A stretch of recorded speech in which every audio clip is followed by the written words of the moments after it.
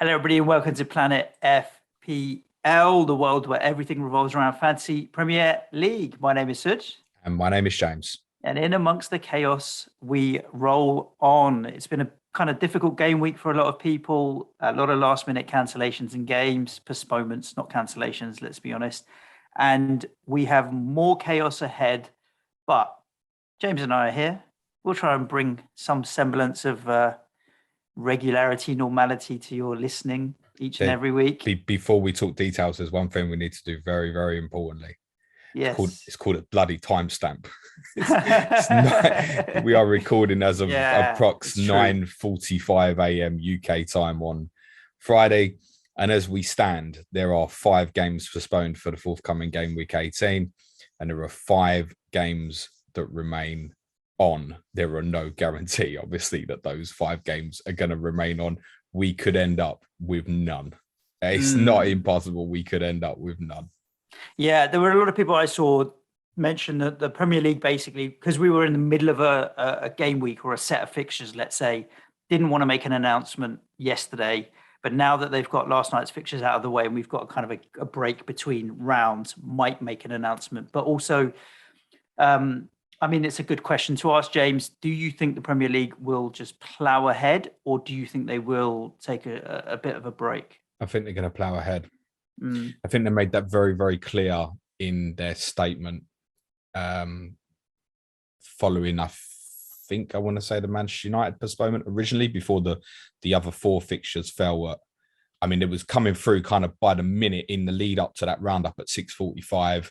I got kind of alerted at 6 o'clock. Southampton, Brentford was definitely going to be off. Then someone else said that your game was going to be off. And then obviously they all went together. The statement that they set out was basically, look, we are going to continue to treat every game on a game-by-game basis. And the intention is to continue with the fixture schedule. Obviously, from the Premier League perspective, after this weekend, they've got a week-long break, right? All the way to the Sunday. It's one of the kind of longest breaks of the season, actually, in terms of from a Premier League perspective, because there are at least 7 days between the last fixture of game week 18 and the first fixture of game week 19, because obviously Boxing Day is on a Sunday. Correct. So their intention is to plough through, whether they end up with 5 games this weekend or they end up with only 1 or 2. Their intention is absolutely to carry on. I think their worded statement's very strong. My opinion on Tuesday night was that they would probably get to today and call the whole weekend off.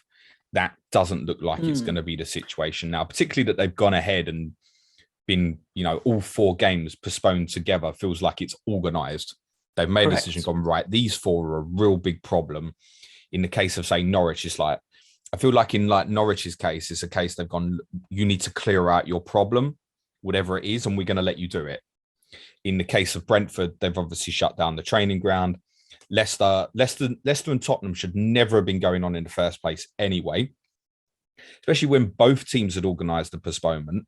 If they'd have sorted their asses out earlier in the week and knew that there was a big problem with Leicester, Tottenham could have played their rearranged Europa Conference League game. So for clarity, for those unaware, like Tottenham were available to play the game last night. So as it stands, Tottenham and Liverpool available for the game on Sunday. Who else has gone off? So Watford. Watford going into the Burnley game, there was no problem. There was only 1 positive COVID case prior to Wednesday. And obviously on Wednesday, they've tested before the Burnley game. And either there's loads of them tested positive, or like all the goalkeepers have tested positive, something like that would have thrown the integrity of the game out. I think that's all the games that are postponed, isn't it? It kind of covers up what's happened. Yeah. And United is obvious. The United situation actually is worse than what people would thought. I think there's a big number of staff members potentially there have got it now as well. And obviously I'm not sure if their training grounds reopened or not, but it just feels sensible to say, you got a problem, fine. You've got a week window now to try and sort your problem, make the decisions early rather than have fans travel up and down the country and stuff and deal with it. I understand at this moment why the other 5 games are still scheduled to be on. I get it as well. I mean, I was like you, thinking that today they may call the whole weekend off, but I, like you, now don't think they will. To play the 5 games, you're right that there is a nice long gap. And in addition to the clubs that have problems, there's a long enough gap that isolation periods can come can get dealt with, and so on. I would like to see them plough ahead once this kind of gap has gone. But I think they should strongly consider ploughing ahead behind closed doors.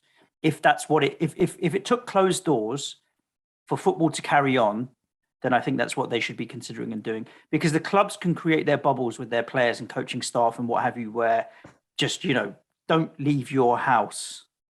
Don't have a Carl Walker bunga party at your place. You can't just lock down footballers and not lock down the rest of the country. Well, it's their job. It's their in order to do your job. Yeah. No, I get that. And listen, the clubs can be strict as whatever, right? But if a player still decides to go around his mate's house, bearing in mind it's Christmas, New Year's and stuff coming up, then he technically is not actually breaking any laws or anything at the moment. No, he's not breaking any laws. But again, clubs have rules that are not laws that players get punished by and have to live by. So I just think keeping football going is obviously important, and I'd like to see them try and do it. Do what you need to do to keep it moving. If closed doors is one of those options, because you don't want 50, 60, 40,000 people in a stadium as well, then carry on for a short period. I do not think this is going to be long term. I do think we're talking weeks, like mid-Jan, end of Jan kind of situation. So we'll be able to catch up and see where it goes. Can I throw a theory out that I've got? Yeah, of course. Is it a conspiracy theory? I wouldn't call it a conspiracy theory. It's just a theory that I've got. That obviously what happened last year with we won't shut down before Christmas, we won't shut down before Christmas, and the rumours that this variant of COVID, Omicron, what's it called? I've forgotten already. Yeah. Thank you. Omicron. Is likely to kind of peak in early January. Apparently the peak's going to be quite quick and come down quite hard and fast. Is what the science experts, which is what we should trust at the moment, seems to be what they believe. I think at the moment they're like, don't shut down for Christmas and New Year's. Let people have their time with their families and blow off their steam. And I think they'll lock down the country in January. I can see that as a very plausible path that the country is going to take. And for the regular listeners will know, look, we're ploughing through, we're recording remotely, and we'll be in your ears throughout, trying to make sense of whatever we can. If it means a change to our schedules, and maybe we'll do a few more fun podcasts, we'll be ready to go.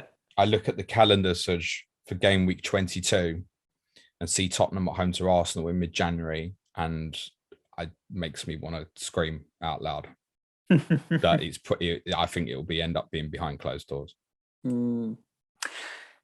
This game week, let's just talk about some FPL, and then if we get some time, we'll get into some Twitter questions and what have you as well. Feels bizarre. I had a red arrow.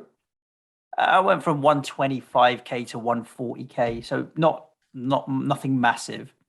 But despite the chaos, James, I got 11 players out. And I scored 59 points, which is like, if you're hitting 60 every week consistently, it's not too bad. So in amongst the chaos, compared to people like you who couldn't get 11 players, I still got 11 players, still scored a decent score of 59 and had a red arrow. That I'm surprised by that, but I suppose I am at the top, whatever, like top 150k. It's going to be a bit harder there. Saved by Ollie Watkins. I took a hit. I made 2 transfers. I sold Ollie Watkins. I sold Ronaldo. Sorry. Oh my God. For Ollie Watkins. Sorry. I sold Ronaldo for Ollie Watkins. Yeah. And then I had a goalkeeping situation. I had no David De Gea. I feel like I'm about to beat you up for what you're about to say. Nah. So the point was that I'm taking a hit, right? So to take a hit, I had shitloads of money, and I took a gamble on Brighton, Manchester United this Saturday being called off. And I thought, I want a goalkeeper for 2 games, not 1 game now. Who's the best possible goalkeeper I can get for 2 games? It's hedging my bets, right? What's the best chance of maximum upside on a hit? And I took a gamble on Mendy. So in my squad, I got Mendy and De Gea, and ended up going with Mendy. Up until Chelsea shit the bed last night, that would have been perfectly fine. No, it wouldn't. Why?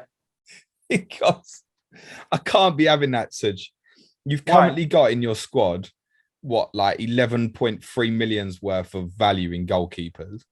Mendy actually dropped in value last night. That's fine. That's not off the back of him failing to keep a clean sheet against Everton. It's the fact of like Ramsdale and De Gea. If you'd have gone Ramsdale to go with De Gea, I could have lived with that, or even Emi Martinez. Nah. Just so much money tied up. And don't get me wrong. Correct. Chelsea looked as good as anyone for a clean sheet this week. I agree. They looked And as at good. the weekend. Yep, exactly that. Correct. And for the weekend. But then what about after? Yeah, that's how are you moving that money? That's a completely open book at the moment. I had two choices, right? Okay, if De Gea was playing tomorrow, I had no other fires necessarily to put out, but we didn't know what was around the corner. So I've still got, my bench goes deep enough that all three of my bench players are playing. Like this week, I started with Gallagher on the bench. I mean, he's obviously come on because of the postponements. So I've got wiggle room to make a single transfer in any given week to get rid of Mendy down to whoever, and then decide what I'm going to do afterwards. I'm not looking at it. I'm not looking at it with a long-term plan. I don't think you can, because you don't know what's around the corner. I'm looking at it as if I'm taking a hit and I want a goalkeeper for 2 games and I've got unlimited money, what's the maximum upside of points potentially? And Chelsea is it. And I get it. If you want to play kind of FPL with thinking about ins and outs and what have you, I'm looking at it short term. It's massively short term. Ultimate, what's the point of this game? Get as many points as you possibly can. In that short term, what's the maximum upside? It's De Gea. Now, if you look at it, Watkins and Mendy, that's 14 points compared to De Gea and Ronaldo. That's how you've got 0 and are going to get 0 this weekend.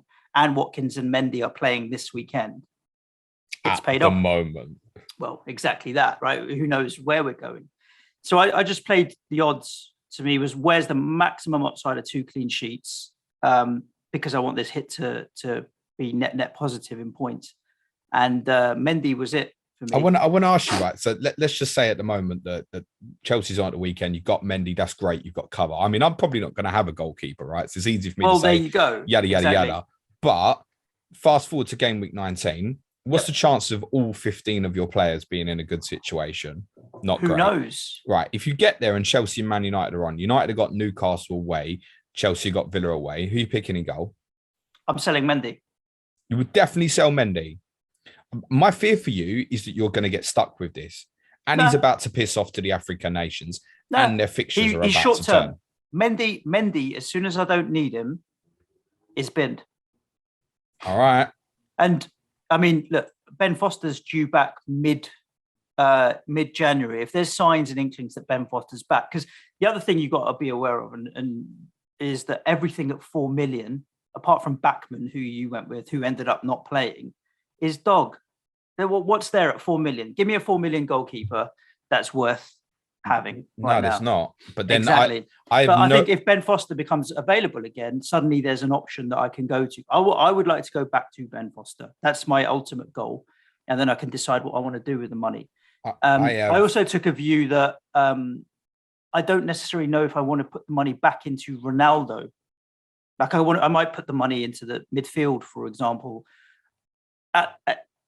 Not this weekend, based on the postponements that we've had, but maybe game week 20. There'll be a week where De Gea will play and I don't need to make a transfer. I'll bin Mendy down to cheap and then I'll make a decision on where I want to put the money, because I'm not convinced necessarily that back up into Ronaldo might be where I want to put the money. Here's part of the point though, right? If you get to 19 and you decide you really want Ronaldo back because you're looking at the fixtures and going, oh, right, Ronaldo's got Newcastle, Burnley in a row coming up, and you decide you want to bin Mendy, you can't if you want Ronaldo back, because from -4, I presume you're not rolling this weekend. I'm guessing that no one's rolling this weekend. That's a good question. To be honest with you, I might. Really? How many players you got this weekend? That's a good. I think I had 9. You ain't rolling, 1, 2, 3, 4, 5, 6, 7 at the moment. 8, You've got 9. 7. No, 9 at the moment. You ain't rolling, mate. Rolling for what? When you can buy a playing player for a free transfer? Whoa. How you can't guarantee to me that any players are playing players? No, I can't guarantee you anything. So but why? You probably can be sitting there at 1:15, and if Villa and Burnley's not called off, probably feel fairly safe that you can go and buy an Aston Villa player. Yeah, You're but I not don't you're know not if I going to want roll to. if that fixture's on, mate. I don't know if I want to. I'll be honest with you. I might roll. I'd rather go in with 9. Like, look, how many points did you score this week? 67 -4. With how many players? 8.5. I've got Liverpool Oh, Mentos well, my there you half. go. My point being that it's not down to how many players you have out on the pitch. Obviously, more players is better. But at the moment, I think I'm just going to. What did you buy Mendy for? No, but he might play this weekend. At the moment, he's playing this weekend, right? Oh, well, of course. I've got no regrets that I went for Backman. I can't see into the future of who has and who hasn't got COVID. Of course. When it's just the odds. Well, I don't see how the logic doesn't make sense to you. It's like if you've too got much money tied up, mate, it's going to give you a headache. I'm absolutely certain it's going to give you a headache. But the headache is the simplicity of one transfer out. It's just the case of moving it on. But it's a goalkeeper, and you've got a good goalkeeper. So you need to be in a luxury position to move the goalkeeper. I can't see where you're going to be in that luxury position with the state of things. No, but also with the state of things, I'm not putting pressure on myself to get 11 players out this weekend. I've got 9 players, and I don't think I can count Manquillo because City are going to tear Newcastle. To be honest, what did Manquillo get you? 1? Yeah. Mate, that's a right result. Yeah, completely, mate. I just think it's playing the odds of where's my biggest upside for 2 clean sheets if I'm going to take a hit. Mendy was the one for me. Obviously, Ollie Watkins came in and did bits, and he's had a couple of price rise, and he's clearly going to have another 1 or 2 because we've got so many issues elsewhere. But net, Liverpool boys did what the Liverpool boys do. Salah, Jota, Trent is like the ultimate trio of players you can have anywhere. Had Chelsea not shit the bed against Everton last night with conceding that goal, I had the double up of Mendy and Rudiger. Now take that clean sheet, and we're looking at a really good score and possibly a green arrow. It's fine. I mean, I gambled on Kyle Walker. You'd have a better score if you saved $1 million on Ramsdale or Emi Martinez. Well, that's also true, but I wouldn't have. I mean, most people have gambled on a West Ham attacking asset in Bowen or Antonio, and they shit the bed. We shit the bed, however you want to put it, as well. Kyle Walker was an unfortunate. Cancelo's out, great. Cancelo's a great option. Even we spoke about it on the differential show, and suddenly from nowhere is unavailable. So that was a bit of a disappointment that I didn't get that come through as well. So looking back at it on hindsight, with Walker out and Rudiger and Mendy dropping their clean sheet stupidly, could have been a much better week, but 59 points and a kind of small red, it'll do. Yeah, I'll certainly live with my small green. I'm up to 95k now. I, like you, went Ronaldo to Watkins, and I went Daniel Backman in for my 3.9 million reserve keeper. Like you, I took the decision that I thought I'd be getting a goalkeeper for 2 games because I suspected there was a strong chance United would be postponed again. Therefore, I deemed it hopefully on appearance points worth the hit. And obviously, I was hoping that Watkins and Backman in one game week, considering the state of the game week, was in itself in 1 week going to be worth it in appearance points. And it still worked out because I bought Ollie Watkins, right? So I'm in a position I've got no goalkeeper this weekend. There's every chance I might go into the game week with no goalkeeper. I think that's a strong possibility. I got one, just saying. Terrific, mate. I love it. Love it. I'd rather have that money sitting there because I can easily go back to Ronaldo in game week 19 if I want to. You've got a problem trying to do that with that money side. Make 2 transfers. But if you want to move Mendy, you can't. That's the point. Mendy's not going to be enough for you to get Ronaldo back if that's what you decide you want to do. That's my point. No, it is. Why is it not? How? Because so Watkins, I've got Antonio sitting there as well. So if I wanted to keep Watkins, I can sell Antonio back to Ronaldo and drop Mendy down. So how much money in the bank? bank? How did I get Mendy? Was by selling Ronaldo in the first place. You're gonna move the goalkeeper as part of the -4. Mate, I really hope Mendy gets a clean sheet for you at the weekend. Me too. Actually, really don't, because I generally want Chelsea to lose games of football. But for you, I hope he gets it, mate. Listen, they're doing a good job of shooting themselves in the foot at the moment. So scorers for me: Trent, Reece James, Captain Salah, Diogo Jota, heroes. Ollie Watkins, obviously, Jacob Ramsey. It's looking like the best decision of my wild card at the moment. And he's obviously going to start for me this weekend. 22 points from the 2 Villa players was very unexpected and grateful for that. The players I've got problems with at the moment going into this weekend is I've got De Gea and Backman as goalkeepers. I've got no Livramento. I've got no Dallo. I've got no Bowen. I've got no King and Dennis. So that at the moment's leaving me with 8 starters. My intention would be to take a -4 to get that up to 10. Again, looking at it and going, this should make it up in appearance points. Let's go and gamble a little bit. I think -8 for me is unlikely, because I'm really happy with that goalkeeper pairing I've got in terms of cheap playing goalkeeper to support David De Gea. And they've got a few decent fixtures in the January period, Watford, although their next 3 stiffen up. But one of the things before we talk about the fixtures that I really wanted to talk about was the issue with forwards for this coming week. So there's going to be someone out there listening who's got a front 3 right now, say Ronaldo, King, Dennis, and not started with anyone. Now, the forwards that are available for this weekend are absolutely terrible. I've only got Ollie Watkins available, and I don't know if I'm going to buy one. So Watkins against Burnley, if it goes ahead, great. Chris Wood, out of form. Would it interest you? Nope. No. Leeds. Again, see, some of these players, you're setting yourself up. What do you do when you want to come off on the other side? I'd only buy a player if I was comfortable knowing that I had to hold them for 3 or 4 weeks. Leeds, Bamford out. We think Rodrigo out. Gelhardt could play with Daniel James being out. Is that what you want to buy, though? The 4.5 million forward. If it sets you up further, fine. But I think we're all in this headspace at the moment of I need 15 playing players and there's no guarantee he's going to be one. Mm-hmm. Arsenal, Lacazette. We can't put Aubameyang in the conversation, but Lacazette at the moment started the last 3. Yep. Wolves, you want to buy Jimenez against Chelsea? Nope. Chelsea don't have a forward you can buy because Lukaku and Werner have both got COVID. Newcastle, St. Maximin got injured last night, needs to be assessed. Do you want to buy Callum Wilson against Man City? No. I wouldn't buy Callum Wilson if he was playing Rushton and Diamonds this weekend, mate. Gabriel Jesus against Newcastle. But when's again, the last time he played? Well, do you know what? There's a good chance he will, but is that what you want to buy at the moment from Man City, or do you want to be a forward at that kind of higher price value on top of the 8 million? Liverpool, there's a good chance people have already got 3 players. Even if you don't, do you want to buy a Roberto Firmino, who admittedly does have an amazing record against Tottenham, but hasn't started a game of football for over a month? And all that leaves you is Harry Kane. So my conclusion on it is that just about everybody who doesn't have Ollie Watkins is going to buy Ollie Watkins, because the rest of them are up to nothing. I might buy Lacazette.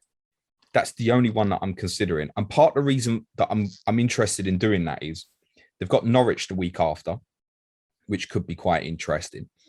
And I'm not a big fan of Watford's next 3, which from game week 19 is Wolves away, West Ham at home, Tottenham at home. So my intention was always to assess King and Dennis for the 3 game weeks, including this one coming, and then make a decision on which one I was going to sell.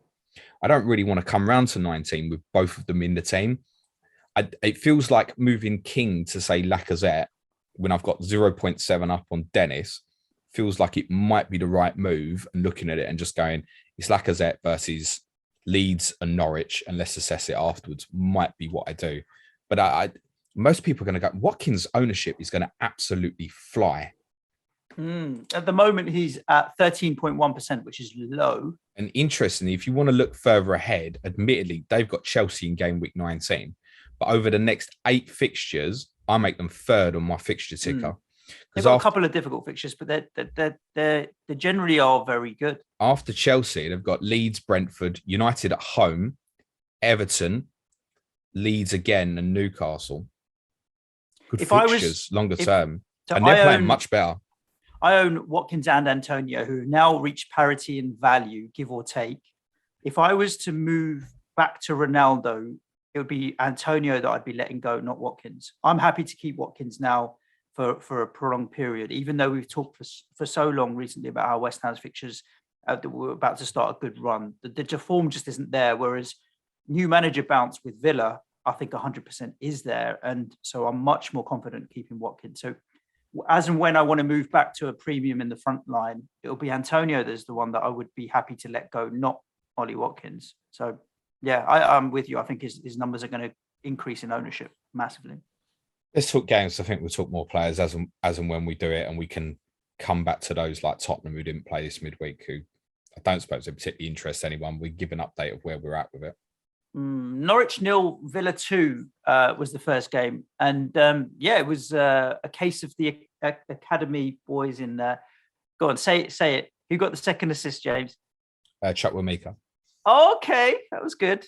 Quite impressed. It's a player I've been, to be honest, Adam Hopcroft, who was our Villa correspondent before, kind of told me about him a year ago and said, you need to watch this kid and stuff. So I've had a big eye on Villa's kind of academy products for a long time, and I'm aware they've got some super talents there. Not just Jacob Ramsey, he's got a brother, Aaron Ramsey, as well, who's coming through. Good, the young boy Archer up front as well. Chukwuemeka's got a brother who's now at the club. I think they brought in from Northampton, I want to say, in the summer. We've got some super talented kids, and Steven Gerrard just feels like the right person to be taking them forward. I missed the second half of Manchester City's rout against Leeds because I'd seen enough and decided to watch Norwich and Aston Villa instead. And the first word I'd want to use in describing Villa is swagger. They played with swagger. One-touch football, passing the ball. They played with tempo. They played with quickly. They made the game look far easier at Carrow Road than Manchester United had done 3 days earlier. Now, admittedly, Norwich obviously were pretty depleted in terms of what they ended up on the pitch. But the one that really stood out, who, I'll be honest, I was telling a lot of people in the lead up to the game week, no, I don't see it. No, I don't see it. Matty Cash stood out like a sore thumb, mate, in terms of how offensive he was. And I think my call going into this game week is probably going to be between him and Kieran Tierney in terms of who I buy. Because I also rather buy the player that's playing on Saturday. Thank you very much as well. And Arsenal have obviously got, as I said, they've got Norwich afterwards. Villa, obviously Chelsea afterwards, but then a better run of fixtures. I'm struggling with the idea that I think 5 million for an Aston Villa defender is worth it. But I think Matty Cash is attacking returns imminent. He's getting so far further forward at the moment. Target I'm less keen on because I think there's a little bit of competition there with Ashley Young. I know Ashley Young limped off injured and I know he's cheaper. But actually, I think it's one where if I was interested, I'd rather pay the extra for Matty Cash. But then I also look at that, Suj, and I think, well, if I'm actually going to go into Villa at that area, am I better off just getting Martinez instead of De Gea? Exactly, yeah. That's the only thing as well. Yeah. Because I know Martinez can just pull out mad double pointers from absolute nowhere. And do I want to be tied up with Cash, who, when I put him next to my other defenders, if everyone was fit and everyone's playing, he's probably not first choice. And that's the sort of thing I need to be honest, I'm not going to think about it too hard till probably tomorrow morning, so because what's the point at this stage? But Matty Cash, right on radar. Did suffer the blow with Marvelous Nakamba, went for a scan on his knee on the day of the game on Tuesday. It's feared that his season might be over. And he'd been really playing quite well. It means Douglas Luiz went back into the anchor role. And it also meant that Jacob Ramsey actually played in the deeper position, but that deeper position allowed him to go and drive on and scored a fantastic goal that he obviously scored. He, for me, is the best for, let's say, under 4.8 million midfielder in the game for me. If you're wild carding now, I'm pretty sure everyone would want to pay that little bit extra for him. He looks like a regular starting asset for Villa. And how handy is that at the moment? Really? Like for him to be in my team at home to Burnley this week, I'm looking at that going, okay, cool. Yeah, no I don't mind that. Yeah. And there was so much talk pre-season about which attacking midfielders that Villa were even going to play because of the likes of Buendia and Leon Bailey coming in, and then they had El Ghazi and so many. They've got a wealth of assets there for the young kid to come in and take one of these places. I understand Bailey's out injured and they've got a few problems, but he's taken it. And I think Steven Gerrard trusts him. I feel like he's come in and said, all right, you're good enough, go out and play. And that does wonders for a young kid like that. Like if you've got Steven Gerrard saying, go out there, I'm sure it's filling him with confidence. Yeah. But Norwich on the other side, are they in danger of, again, I ain't finished with Villa yet. playing pretty football and no end product? They'll be like pleasant, but Tell you That's what, about it. I've got two brilliant stats on Antonio that I've brought to this podcast for you, Suj. And one of them will blow your mind, and it's in relation to Norwich. So do you remember when Antonio was tired and he got 4 goals at Norwich? That was obviously How can I forget? exactly. That was obviously during the restart period, which had started a few weeks earlier. Now, Yeah. since the beginning of that restart period, Mikel Antonio has scored as many goals at Carrow Road as Norwich. Oh wow! I mean, In the Premier League, let's just be in the Premier League, because obviously they had the season in the Championship. Oh yeah, they got promoted.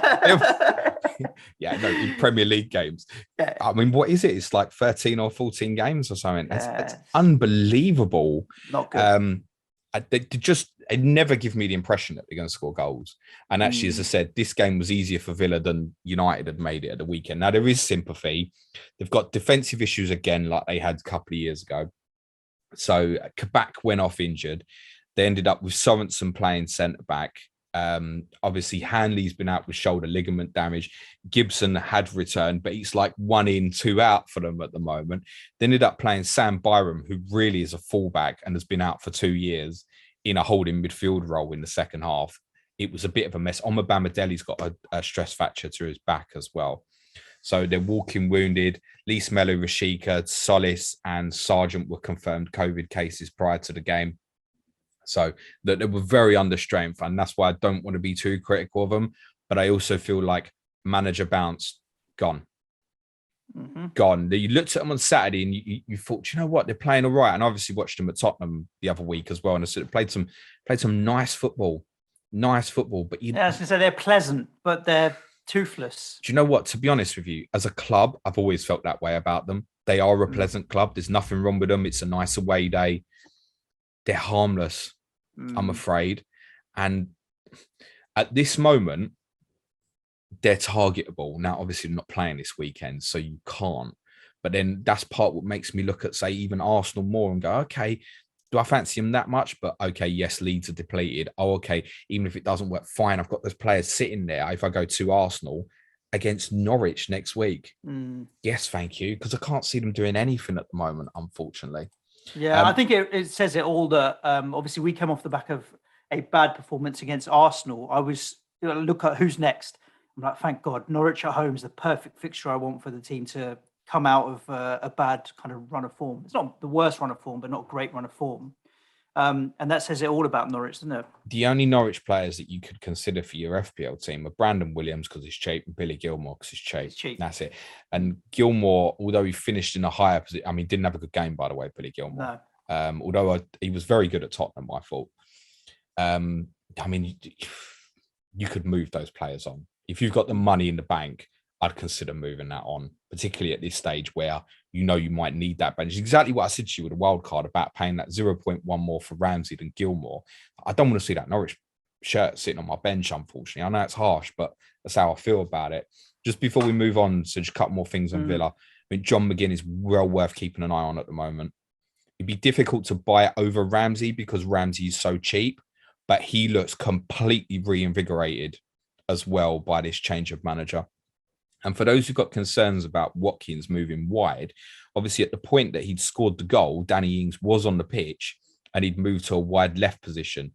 The goal came from him coming in off the right. So he's got the freedom and expression to move. And actually, I find him in a weird way, I find him more enjoyable to watch as a player who can look at the ball. Is something I speak about a lot. Some players need to see the game. Watkins wants to see the back of people's shirts and running behind. But actually, in a wide area, he looks more comfortable on the ball as well, I find. So I'm not concerned that he might play wide against Burnley. I think that should still be of interest to people. And Danny Ings might play. But you couldn't buy Danny Ings. No.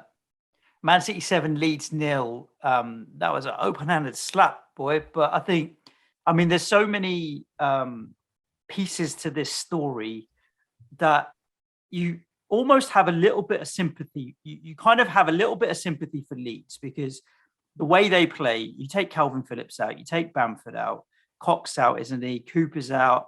And suddenly, obviously, they're going to be a very depleted side. So you have a bit of sympathy for them going to Man City when City feel like on that day they got the bit between their teeth and they're like, fuck, we're going to have a bit of fun today. But then if you do naive, stupid things, you don't feel like you want to give them sympathy anymore. Do you know what I mean? I feel like, you know what, you have problems, Leeds. I get it. But then why let yourself just get pulled to pieces when you go to the Etihad? That then kind of is shooting yourself in the foot a little bit when your foot's already been chopped off. Just for those who are giggling at the back, yes, there's every chance that Cox Out is going to be the intro of this podcast. Oh, dear. Talking of which, as well, the patrons will already know this, but Suj sent me a WhatsApp the other day, and he meant to say destroyed. Destroyed, yeah. And tell everyone what actually came out. It came in the up WhatsApp as message. sextroid, which is just the most weird thing. Like I'm the laziest typer, but I'm like, these letters are not even next to each other. But anyway, yeah, this was a slap. Well, that's your point. You said to me on Tuesday evening, I now know what sextroid means. I'm watching exactly Man City. And it was sestruction, should we say. I think for Leeds to cover that first, because it can get lost in the talking about De Bruyne and stuff like that. They've got more problems going into the weekend. So James Shackleton limped off injured. Daniel James has got an injury. Junior Firpo is suspended. We obviously know Phillips is out till at least Feb, we're told. Bamford obviously suffered a setback. They are down to literal bare bones for the Arsenal game, which, by the way, as a side note, probably means it won't take many COVID cases to get that game postponed if Leeds suffer any. But I did see one Leeds fan on Twitter actually post after the game and say it's so typical Leeds to have this many injuries and not manage to get the games postponed. They can't even catch COVID at the moment. So they're going to be a bit of a mess in terms of lineup for that Arsenal game. It does mean, for example, that Gelhardt legitimately could start, and that people might migrate that way out of interest. But it's worth remembering, again, what do you want to walk into the week after? It's Leeds away. Now, after that, they have a really interesting period. And actually, despite the fact they've got all these problems, those who are looking to fill the spot in midfield, I really think should consider Rafinha again. Because the one thing with him is you're going to play every game. He's basically, with what they've got absent, he's going to be the talisman. There's every chance he's going to stay on penalties, having now converted to possibly over Mateus Click. And okay, they're depleted for Arsenal, and then it's Liverpool away next. If you keep the fixtures, though, in game week 19, you could always bench him at Liverpool. And then afterwards, they've got a really good run of fixtures. And at the moment, I feel like for some people, it just might need that kind of push to say, just think a little bit further ahead. Now, I'm not going to buy a midfielder this week because I don't really want to sell Jared Bowen with the couple he's got coming up. And my priorities lie elsewhere in terms of players I'd be interested in moving. But for those who are not happy with their midfield, I would still honestly really consider Rafinha. He will try and take Arsenal on his own in that game at the weekend. I'm going to catch him in Sky, actually, Suj, as well. Okay. Although I do think Arsenal will go there and win, it's worth saying. For City, the standout numbers are insane in terms of the 15 shots on target. I mean, Meslier made 8 saves, mate. I mean, this could have been record score. And what's ironic about it is Leeds obviously did have some chances themselves and always give you a game. What surprised me about them is when they played at the Etihad in, I want to say it was April, and they won. And remember, they played the whole of the second half with 10 men. Mm-hmm. They were a lot more pragmatic. They were more pragmatic in a 0-0 draw we'd seen with Chelsea, I want to say the week or two before as well, where it felt like there was a beginning of something that was becoming a kind of a molding of Bielsa's man-to-man pressing and, okay, let's not overcommit. Something kind of in between the middle. You remember Stuart Dallas's last goal is a complete breakaway where they've been sitting in deep and being exactly what you said, pragmatic. And then, I mean, admittedly, they were a man short at the time. You have to. But in that game, in that second half at the Etihad, they went, break us down, do it. And City didn't have masses of chances. So I'm a little bit surprised that with the amount of injuries they've got, they went there and actually, we're going to take you on. And that's what they did. And At 2-0, I said to the missus, I'm going to take the rubbish out. She said, well, you're not watching this. I said, I've seen enough. Like, this is going to get silly. She said, why? I stood next to the telly. I said, see this guy, number 14? He plays centre-back. She said, what's he doing there? I said, he's chasing someone. And then literally, she said, should this guy be here? I said, oh, yeah, number 11. She said, he's not looking at the ball. I said, yeah, this guy, number 11, Roberts, he's just watching Rodri. And if you watch Rodri's going to move off him right now. And literally at that moment, Rodri moved off Roberts, played the ball into De Bruyne, he scored. And I looked at her and she thought I was a fucking genius, mate. And I went and took the rubbish out. I mean, they could have got anything. KDB, Gundogan said in the presser, he said KDB's back to full fitness. My God. That's the KDB we love, man. 11.8 million. What are your thoughts? My thoughts are that his comments about still struggling with COVID are really important to factor in. I also think that Leeds is like no other game. And I've spoke about the importance at the moment because of the lack of a number 9 for Man City, that they are working their system in different ways for different opponents to try and get as many men in the box as possible. Now, against Leeds, because obviously not sit in, you need direct runners. Kevin De Bruyne running with the ball or running beyond people, i.e. into movement, like the goal that Rodri assisted him for, is peak KDB. You wouldn't want Gundogan or Bernardo Silva in quite the same position. That you want it to be KDB. You want KDB driving at the defence from 30 yards and hitting that ball from 70 miles an hour? Yeah, that's what I heard. We joked on our Patreon pod yesterday about if that hit you in the face, you'd be in trouble. Ow. Well, I tell you what, if Trent Alexander-Arnold's shot hit you on the other side of the head at the same time, you'd die, mate. Wow. But against other teams that are going to sit in deeper, and I think Newcastle showed me last night that they will do, Bernardo and Gundogan may still be more useful for that fixture in terms of getting into the penalty box, or Bernardo moving right that allows Sterling to go central, for example. And I don't think that he's nailed on first choice. Now, Bernardo supposedly got niggles during the game. How he didn't get the first goal in this game, I don't know. I saw apparently he had more XG in the game than Foden, which seems remarkable just because of that chance, basically. And Gundogan's had a back complaint. So it's likely that the three of them's probably going to get rotated at the moment, I think. If you're buying a City midfielder this week, who would you buy? Foden. I'm with you on that. Definitely. I may even consider moving. You said you don't want to move Jared Bowen on. I may move Jared Bowen on to Phil Foden. It would be that one would be the only consideration for me. Agreed. And they're think, looking good. I think even like obviously Rodri, Bernardo, Gundogan, De Bruyne, Foden, Grealish, and they're all in the mood. You know, like sometimes they'll turn up, but when they're in the mood, you can tell they're in the mood. And midweek man, who admittedly should have got a massive haul as well if he could lift his head up a bit more rather than taking the piss. Midweek man, Riyad Mahrez, and that's probably what we have to call him, midweek man, because he always seems to play in the Champions League. And oh look, this is a midweek fixture, and he's playing again. I don't know if there's anything in that. But I think Foden's the one that's on my radar to buy, despite I always slag him off, to be honest with you. But so you finally convinced, because short term, we had a big conversation on Monday about Foden versus Saka versus Maddison. Yeah, thanks for your conclusion on that, Suj. Well, it's not completely driven by who's the best asset, of course, because we've got issues around who's the best asset, who's going to possibly play. Actually, my conclusion on right now on the City mids. Last week I did quite an analysis on Bernardo Silva, and my conclusion was that he was a form horse that you should probably go with because of kind of what Gundogan has shown us last year.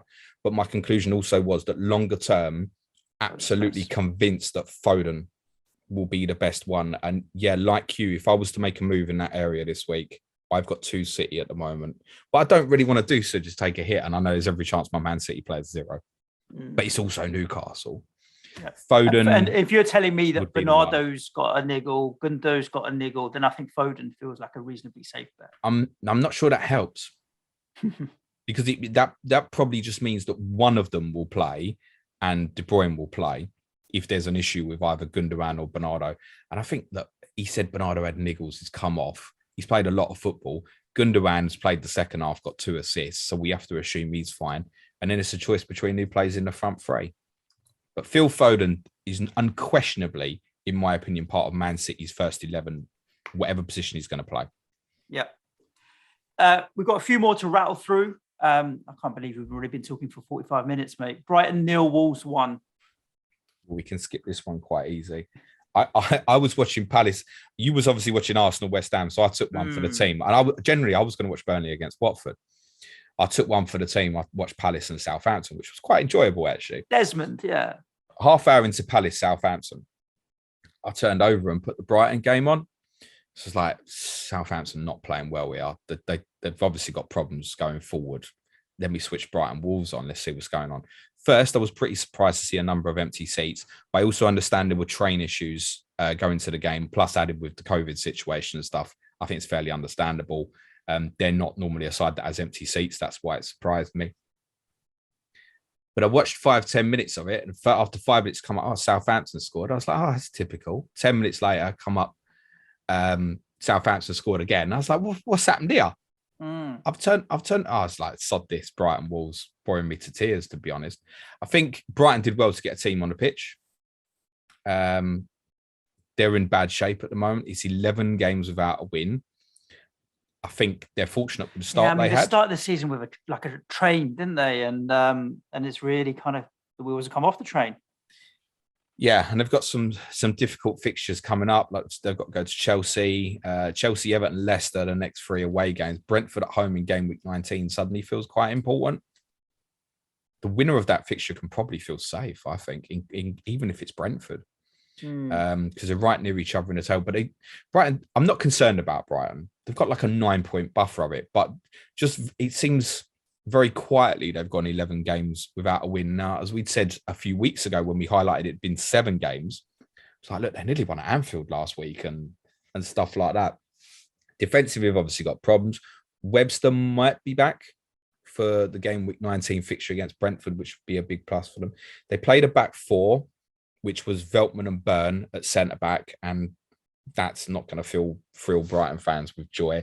Lancey played right back, Cucurella left. Shout out to FPL Seagull, by the way. I don't know how he did it, but he predicted the 11 that would start for Brighton.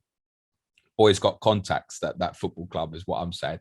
For all those who listen to the Hyperbole about Sanchez having COVID, yeah, should jump on our Slack is all I'm going to say.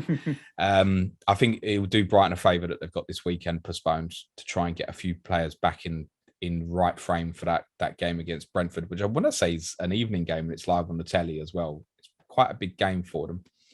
For Wolves have been good defensively all season, relatively, and they obviously held Liverpool almost to the end.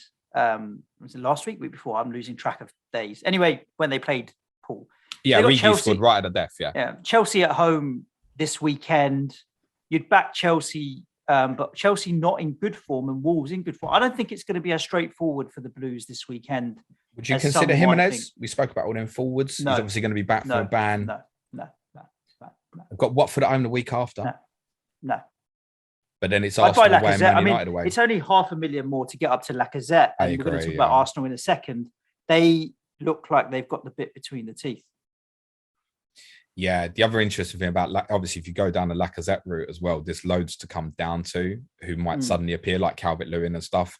Because Everton, they'll jump right to the top of my fixture ticker now, in spite of the fact, obviously, they've got a game postponed this week. I mean, their fixtures from 19, Burnley, Newcastle, Brighton, Norwich, Villa. Yes, we all want Dominic Calvert-Lewin to be fit. It's like, not that we like buying players who come back from injury, but we maybe take a chance on him. It's the type of thing that Rafa Benitez will do a Benitez and they'll come out of it and feel comfortable at the end of it. Yeah, they showed, we'll talk about them in a bit, obviously. On Wolves, we have to firstly talk about Bruno Lage's, the Maldini from Morocco comment about Roman Saiz. I had my fucking eyes tearing up, bless him. But he needs to make a guest appearance on Expressions Oozing, mate, because if he's coming out with comparisons like that, I think he might stand a chance as a lyricist. Maldini from Morocco. I mean, man, players get comparisons. I'm not having that one at all. But he took the goal, great. What an assist it was for Ruben Neves. Ryan Nori picked up an injury prior to the game. I wouldn't be going and looking at Marcal because he'll just as quickly get injured as Bradley Parker will tell us. And Hwang appeared to do his hamstring very early in the game as well. And he's likely to be, I know he'll be sitting in a few teams. You're very unlikely to have him for this weekend, unfortunately. But I guess you hold him on the off chance that he nicks you a 1-pointer or something. I've not got a lot more to add because I didn't watch much of the game, to be very honest with you, Suj. But from what I have seen, it appears that it was the right result. I think Graham Potter even said that after, said, look, weren't at our best. We gave it our best shot with the team that we had available. Credit to him. I don't want to bash him. It was noticeable there was no boos at the end of the game. So I think even the Brighton fans that were there kind of accepted fair fucks with the team you put on the pitch. Like no more pay again, no gross, loads. It's not just defensive players, attacking players missing as well. Palace 2, Southampton 2, a good old Desmond. Will Enjoyed Zaha on the score sheet. I mean, yeah, you crack on, tell us everything. Do you know what? Him, Zaha, he's so frustrated. The amount of times he got away down the left-hand side and decided to cross the ball first time with his left foot. Now, I get that in theory a little bit in terms of you're looking for Eduardo, or then later in the game. Defenders are not set waiting for it. You're looking for Benteke. Obviously, if you can get the ball right for Benteke in the air, boom, it's a goal. We get that. But when he's going away, the last thing I think in my mind is cross the ball first time with your left foot. I'm thinking run into the box where people can't touch you. There was at least 3 occasions in the second half where he did that, and I couldn't understand it. Because he's done the foot. It's not even like he's approaching the fullback. I'm talking about him. He's got space to run into, and he's deciding to cross the thing. And I really didn't understand it. And it annoyed me for no reason other than it just purely annoyed me. For Palace, I suspect when they next play, Joachim Anderson will come back into the team for Tompkins, who had a difficult day. Gallagher was pretty quiet, in all honesty. And I think one of the reasons for that is Southampton obviously like to press and get in your face and stuff. Didn't get as close to goal as you'd want, but he played basically the same position as he played against Everton. For Southampton, as I said, I watched the first half hour and I thought this team's doing nothing. I missed the 2 goals. And what I really found enjoyable about this game was that in the last 25 minutes or so, both teams tried to win it. Neither side settled for a draw. It wasn't full of brilliant quality or anything, but both teams were legitimately trying to win the game. And I really enjoyed that element of it. Both made attacking changes, like Vieira brought on Benteke, Southampton brought Shane Long on up front. Admittedly, that was all they had available to bring on. I think it's quite a good result for Southampton in the circumstances with neither of the Armstrongs, no Che Adams either. They've had issues defensively as well. Bednarek was unavailable. Stevens wasn't risked. Livramento did play with his champ man FPL gash leg. There was an appearance for Will Smallbone, who's been out for quite a while, did quite well. Basically played to the right of the midfield 4. It's probably a fair result overall. If either side was going to win it, it felt like it was Palace. Neither of these teams play this weekend. Southampton have got a couple of rough fixtures coming up as well. I've got them right near the bottom of my ticker for the next few. So I think if you've got their assets, they're an easier sell rather than, say, for Gallagher owners who probably looking ahead are looking and seeing Norwich at home in game week 20 and thinking, oh no, I'm probably still going to want him for that, but he might also now be expendable as well. Arsenal 2, West Ham 0. Oh, Gator. We heard rumours about Gator and his broken finger, which then Vieira did his press conference. He said no one's injured bar MacArthur. And then Butland played anyway and Gator was on the bench. So I'm guessing the rumour's true. And Gator probably did have a bit of an issue. It obviously doesn't matter for people with an this injection weekend. Or something, you might have been able to. But yeah, strange one that he was on the bench. Arsenal 2, West Ham 0. I think that interesting with Arsenal is this whole Aubameyang thing that happened pre the Southampton 3-0 win, and now they've obviously beaten us 2-0 as well. You know, sometimes you see games and you can tell in the first 5 minutes what the tone of the game is going to be. Arsenal in the first half were just played with an intensity and energy that was like, oh, okay, we're in a game here. And West Ham just couldn't get any rhythm and control, and they were just pressing us, winning the ball back. They played like a team that had a bit between the teeth in a similar way that City did. And I don't, sometimes if you have a situation in the dressing room, which maybe Aubameyang was, and it's gone, and it brings the rest, like that bad egg, and I really don't want to call Aubameyang a bad egg, but it is a distraction. It brings the rest of the squad kind of together.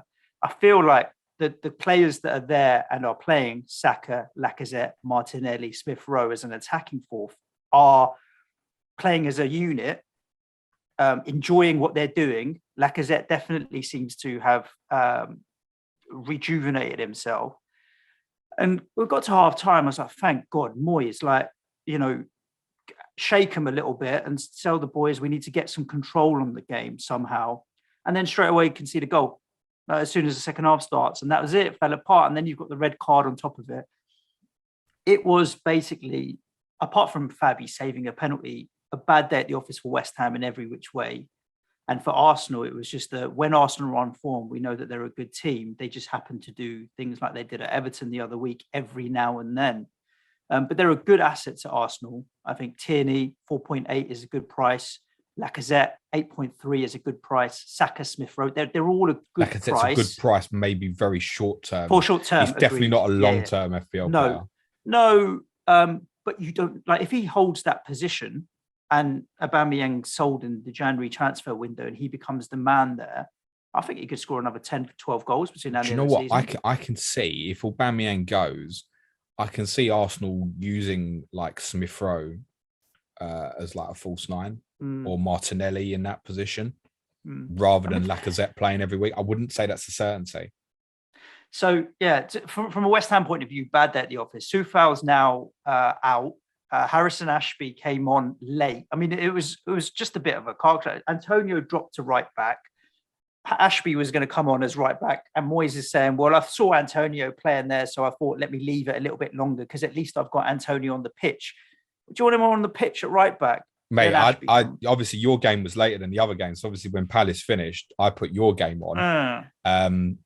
I wasn't first thing I literally saw was Antonio at right back and thought am I 5 years? I've been put in like 2016 or something. I was like, what's he doing down there? And obviously figured it out.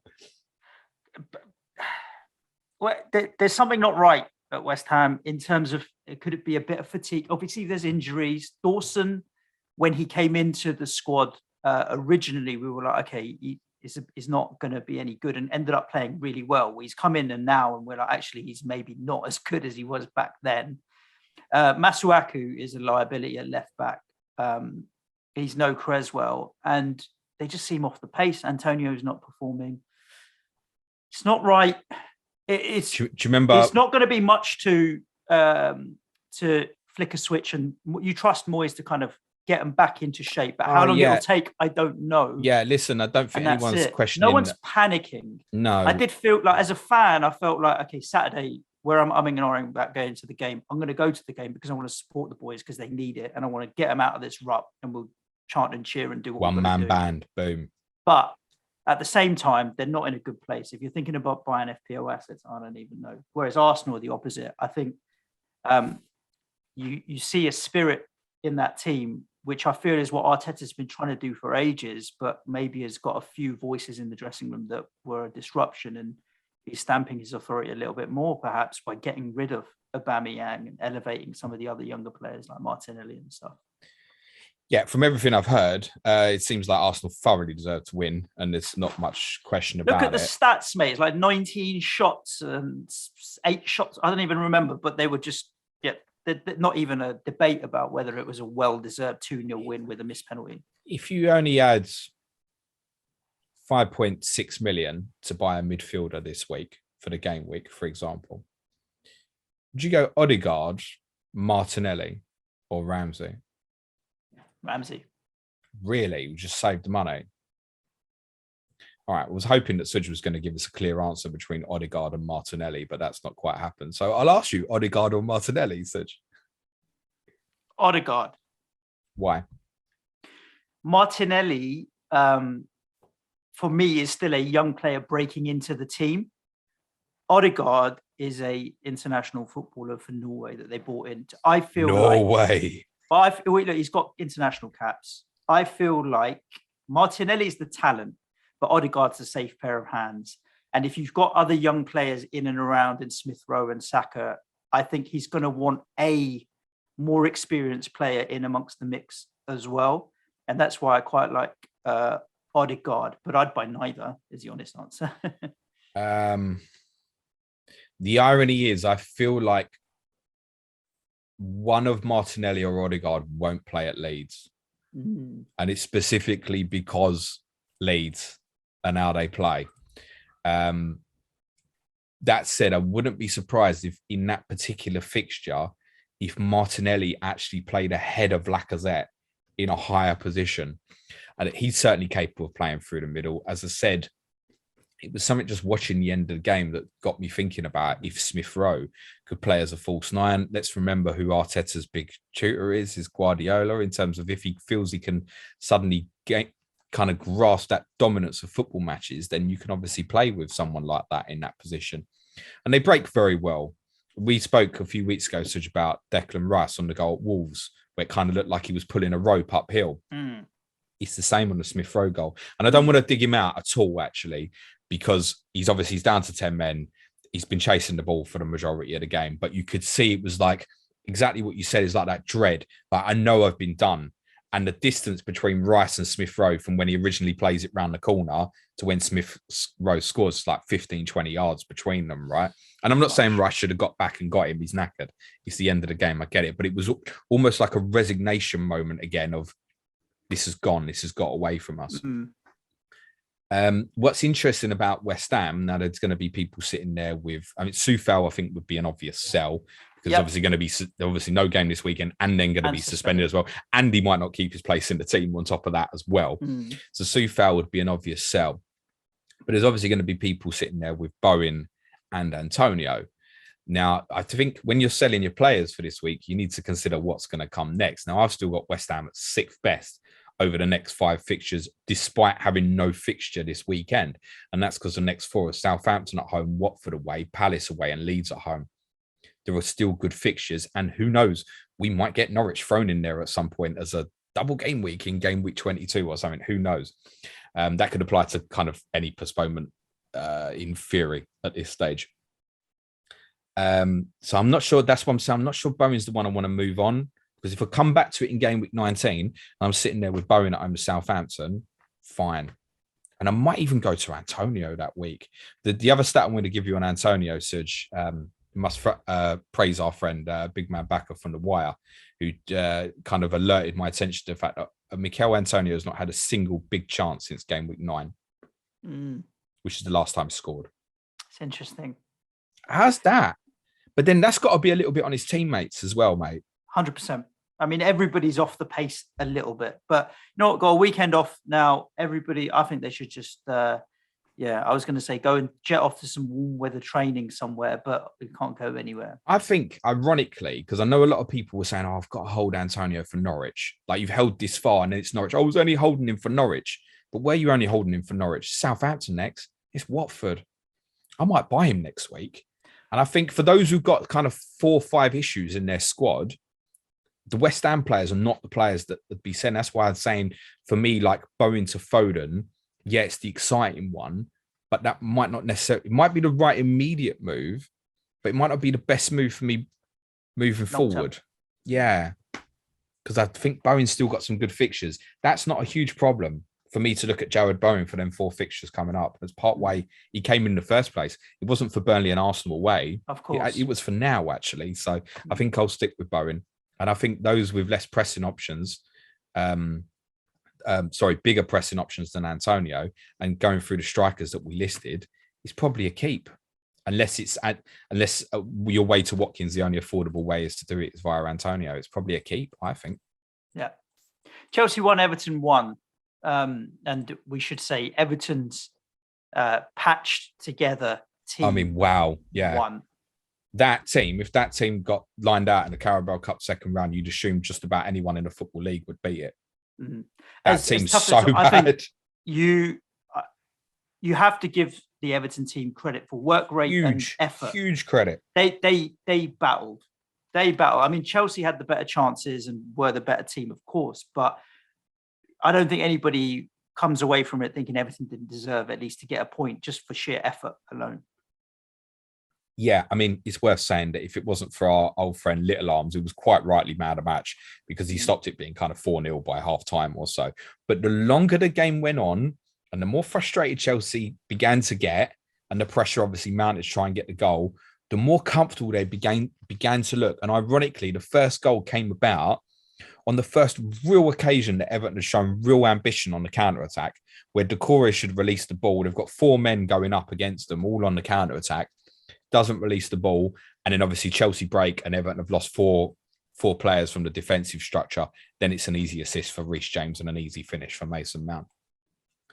But we know that Rafa Benitez teams can do this. How many times have we seen this over the years with Newcastle?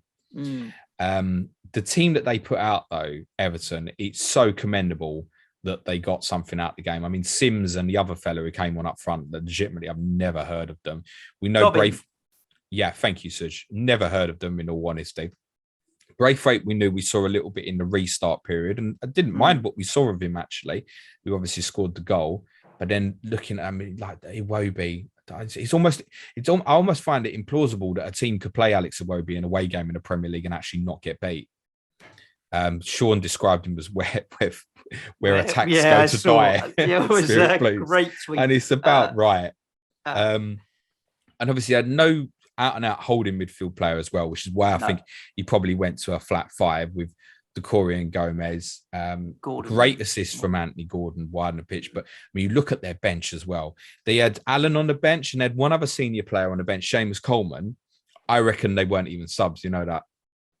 Like, I reckon they weren't available to play, yeah. The fact that Allen never got used at all in that game and stuff, because he brought on kids, didn't he? And do you know what? It's that sort of trigger Everton fans have been screaming for the last couple of months, and understandably so. They feel a disconnection with their football club. Well, one way you get that back is putting kids on a football pitch. And people will get behind that and buy into it because then they feel like they've got some of their own playing on the pitch. You consider the players that they had out. I mean, you could pick a team of players from Coleman, Mina, Luca Dean, obviously Allen in midfield, even Fabian Delph wasn't available, Richarlison, Calvert-Lewin, Damari Gray, Andros Townsend.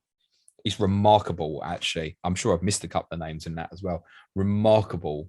Tom Davis in midfield. It's Tom Davis, isn't he? Or was he a comedian? No, you're right. I'm sure there's Tom Davis is a comedian as well. There is. It's remarkable that they got a result. So fair game to them. Chelsea, we suggested this, not that they wouldn't win this game. It's almost unthinkable. That the title might slip away this month. Agreed. With what's coming in terms of they're going to end up similar to Manchester United with nothing to play for in third. Yeah, stuck in third, and then off we go because no one else is going to catch them. My big concern, why I always thought they wouldn't win the league, was my opinion was that, unlike when you look at Liverpool with say Salah and Mane, and Jota's kind of playing centre forward at the moment. And you look at well, okay, he is. You look at the City players who can contribute from midfield: Bernardo, Gundogan, KDB, Foden, whoever's playing in midfield areas. I don't have that feeling with Chelsea. All those attacking players they have who can play in those positions behind the front man, none of them I feel like could contribute a 12 to 15 a goal season. Now Mason Mount's showing signs that he might, but Mason Mount is showing signs of doing it without anybody else contributing to that at the moment. Chelsea's main source of goals this season has been through their defensive players. Lukaku's obviously been out for a while. He's now got COVID. And I was always of the opinion that if Romelu Lukaku wasn't in that team and scoring a lot of goals, the sort that would put him in contention for a golden boot, that Chelsea wouldn't win the title. As strong as they may be, and obviously they've really been damaged in midfield by the lack of Kante and Jorginho. Kante might be back for the game at Wolves and be a huge plus from. But I'd find their assets difficult to buy. Yeah, me too. At the moment, like I've only got Reece James. Attacking wise, anyway, for sure. I'm sure the clean sheets. I think even defensively, to be honest, Suj, because I look at what's to come, and before they go to the Club World Cup, their fixtures are Wolves away. It's not easy at all. Villa away is potentially a different game now. Brighton at home, ironically, now looks an easier fixture than what it did. Then it's Liverpool at home, Man City away, Tottenham at home. Then they go to the Club World Cup. I'm more thinking about selling Reece James in the next couple of weeks than I am about buying a Chelsea asset. That said, I'm not saying I won't pump one for this week defensively, be it Alonso or even Rudiger, really short term to go back in. The same with Rudiger, he's going to play, isn't he? It's a fucking certainty. And Wolves have not been pulling up any trees in terms of what they're on 13 or 14 goals scored. It's one of the poorest in the league. So it could well be that clean sheet comes for you and Edward Mendy in the weekend. If I go to a Chelsea one, that's my problem. I know if I go to a Chelsea one defensively, I'm probably then getting rid of that and Reece James in forthcoming game weeks. And I don't really want to be booking in those transfers for defenders when I know I've got a couple of other maybe issues in terms of Livramento and Dallo as well. Last but not least, let's talk about Liverpool because, somehow we've managed to talk for an hour and 10 minutes. And we've got one more game still to go. While you wax lyrical, it's not an apology, mate. People love it. But while you talk about Liverpool, I'm going to pick out 3 or 4 questions from the Twitter feed as well. Newcastle, I watched more of this than I did of the Chelsea game. Oh, that's good because I watched less of it. So do you want to talk? Well, I watched all the Chelsea. Everton. You know how we kind of give Everton a little bit of credit for work rate and what have you. Newcastle started and were working hard.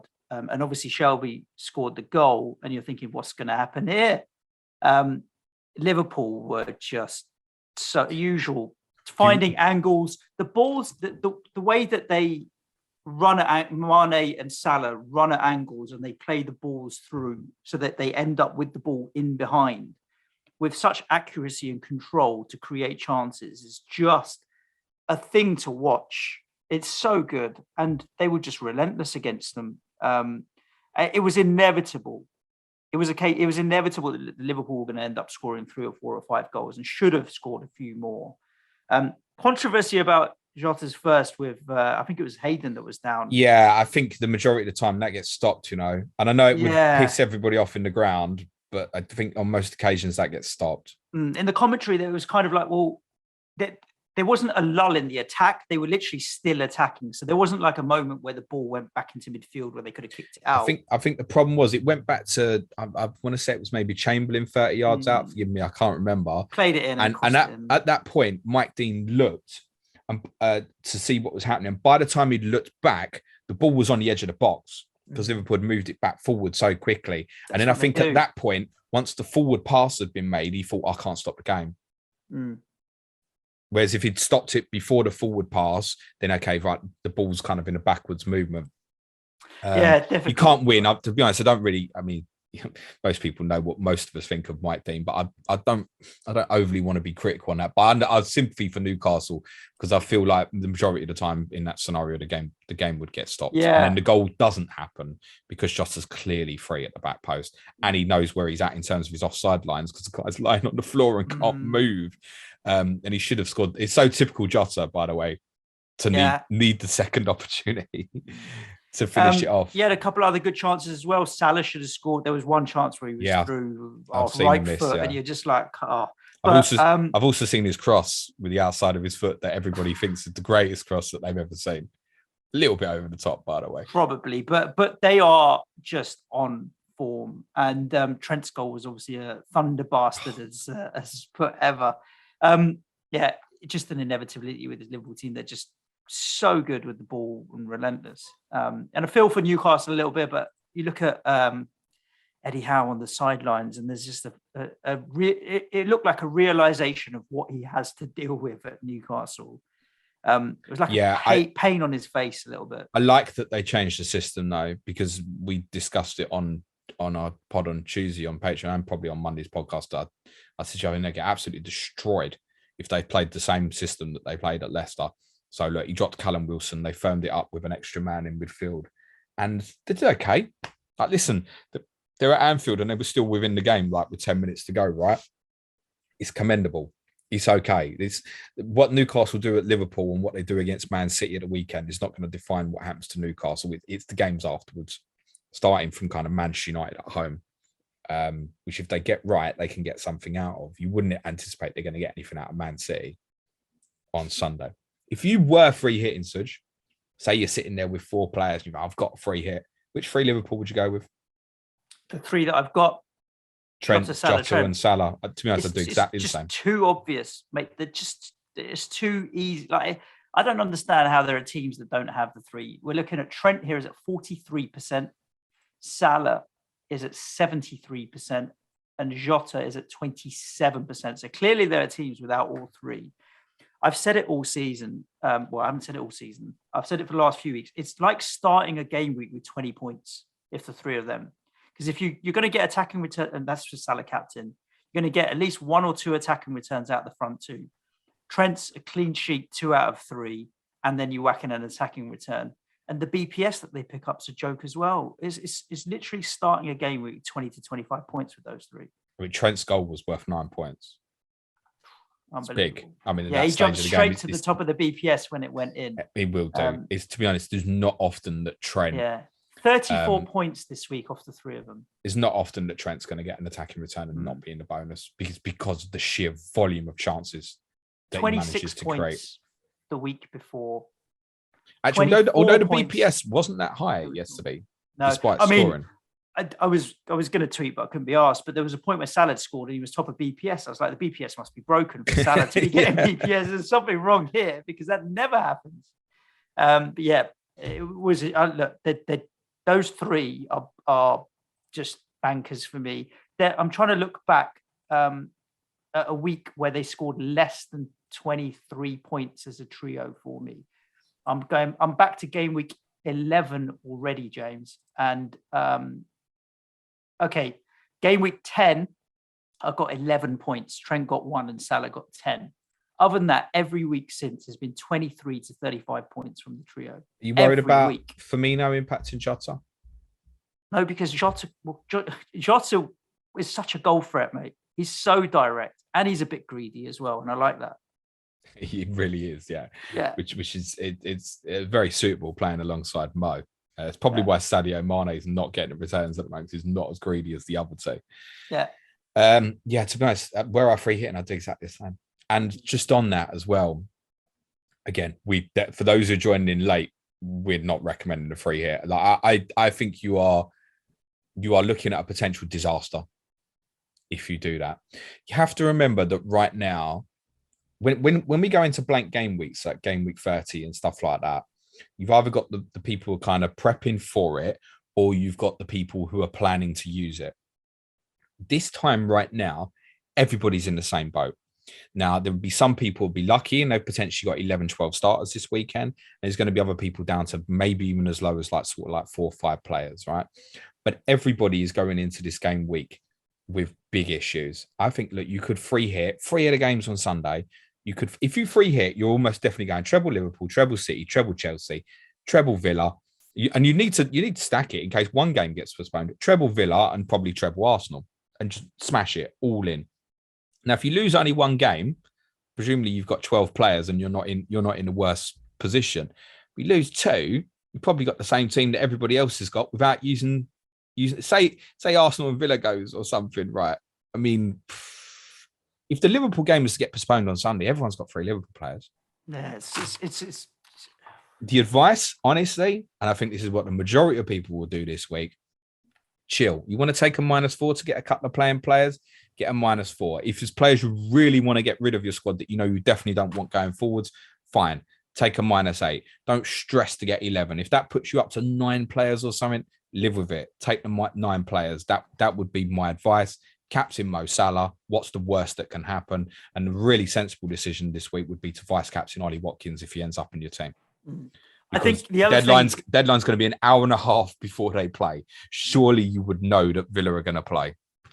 I feel like the other thing that we talk about every year is when to use bench boost, when to use free hit. Bench boost always double game week is an offensive chip, and free hit sometimes gets you out of a hole when you've got no players as a defensive potential chip.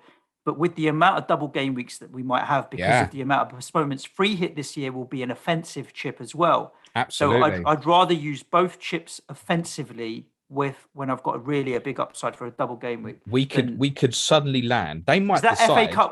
FA Cup, if there's teams that are not playing FA Cup games, or they have FA Cup games, we'll have other games to be played and slotted in and fitted in because they're going to need to use those free slots to try and get as many games in. There's going to be a lot of rearrangements, is what I suppose my point is.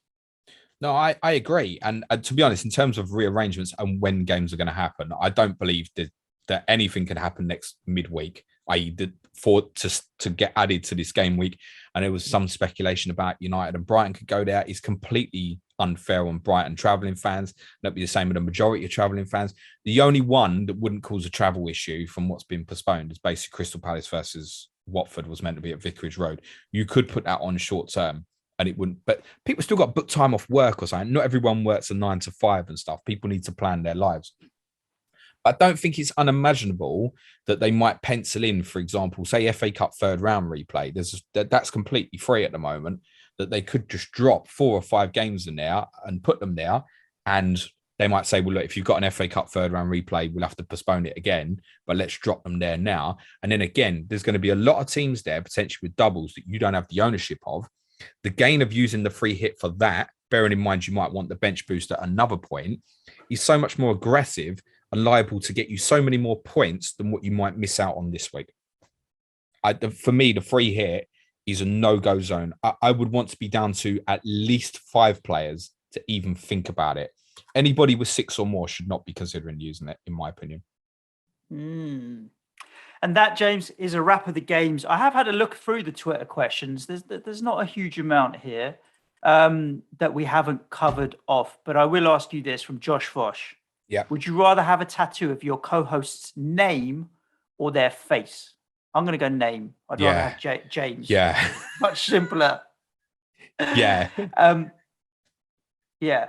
And also Josh Fosh, without Googling this, James, would you rather have barbacoa or chilaquiles for breakfast?